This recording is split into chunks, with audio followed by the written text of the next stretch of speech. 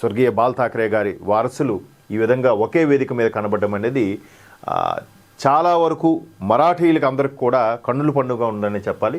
ఎందుకంటే విలేకరుల సమావేశంలో లోకల్ పార్టీలందరికీ కూడా కలిసి పోటీ చేయబోతున్నారని ఉద్ధవ్ ఠాక్రే అలాగే రాజ్ ఠాక్రే వీళ్ళిద్దరూ కరచాలం చేసుకొని సరదాగా మాట్లాడడం. వీళ్ళిద్దరూ కజిన్స్, సొంత కజిన్సే. బట్ మేబీ కొన్ని రాజకీయ విషయాల వల్ల బాల్ ఠాక్రే గారు చనిపోయిన తర్వాత కొన్ని రాజకీయ సమీకరణాలు చేంజ్ అయ్యాయి. కొంతమంది బీజేపీతో కలిసి ప్రయాణిస్తే కొంతమంది బీజేపీతో విడిపోయి ప్రయాణించారు. శివసేన బీజేపీ ఎప్పుడు ఎన్డీఏ భాగస్వామ్య పక్షాల్లో ఉండేది. అలాంటిది కొన్ని ఇబ్బందికర పరిస్థితులు మేబీ రాజకీయ కారణాల వల్ల విరిగా పోటీ చేయాల్సి వచ్చింది. బట్ మరొకసారి ఒకే వేదిక మీద కనబడడం అనేది కూడా నేషనల్ మీడియాలో ఒక హల్చల్ పాయింట్గా నడుస్తుంది. బృహన్ ముంబై సహా మహారాష్ట్ర 28 నగరపాలక సంస్థలకి జనవరి 15న ఎన్నికలు జరగనున్న తరుణంలో శివసేన యూబీటీ అలాగే అధిపతి ఉద్ధవ్ ఠాక్రే, మహారాష్ట్ర నవనిర్మాణ సేన అధ్యక్షుడు రాజ్ ఠాక్రే చేతులు కలిపారు. ఎన్నికల్లో ఉమ్మడిగా పోటీ చేయనుంటూ బుధవారం ప్రకటించారు.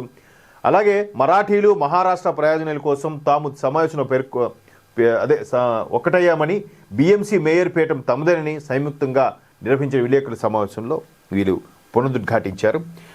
Mumbai BMC nothing but Mumbai మనకి జిహెచ్ఎంసీ లాగా బీఎంసీ మేయర్ పీఠం అనేది వీళ్ళిద్దరిలో రెండు కలిసే మరొకసారి కైవసం చేసుకోవడానికి చూస్తున్నారు. ఠాక్రే కుటుంబం ఒకటైన నేపథ్యంలో సర్వత్రా చర్చనీయాంశంగా మారుతోంది.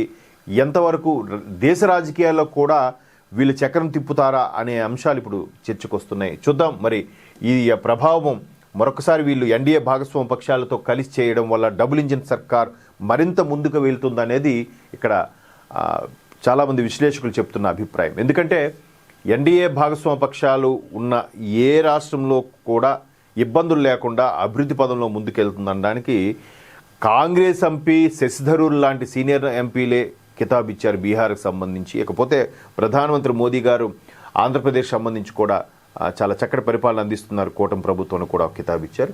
సో చూద్దాం ఉద్ధవ్ ఠాక్రే రాజ్ ఠాక్రే ఈ సమీకరణాలు ఏ విధంగా మారబోతున్నాయి, పెను మార్పులు సంభవించబోతున్నాయా, మరాఠా రాజకీయాల్లో ఎటువంటి సంచలనం రేపబోతున్నాయా అనేది ఇక్కడ సర్వత్రా చర్చనీయాంశంగా జరిగింది. ఇకపోతే ముఖ్యమంత్రి రేవంత్ రెడ్డి గారి యొక్క ఘాటు వ్యాఖ్యలు తెలంగాణ రాజకీయాల్లో పెను దుమారమే రేపుతున్నాయని చెప్పాలి.